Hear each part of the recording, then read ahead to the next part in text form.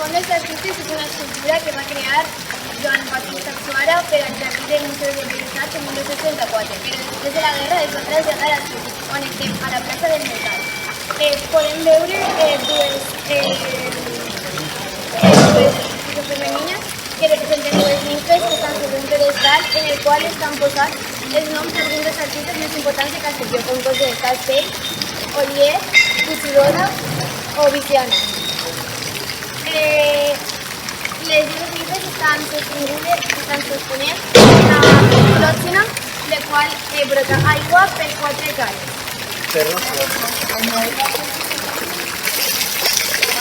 Els cossos seminuts i el contrapost em recorden a Montó a la Venus de Milo, el qual l'autor es va inspirar per aquesta obra. També tinc que añadir que aquesta plaça es va reconèixer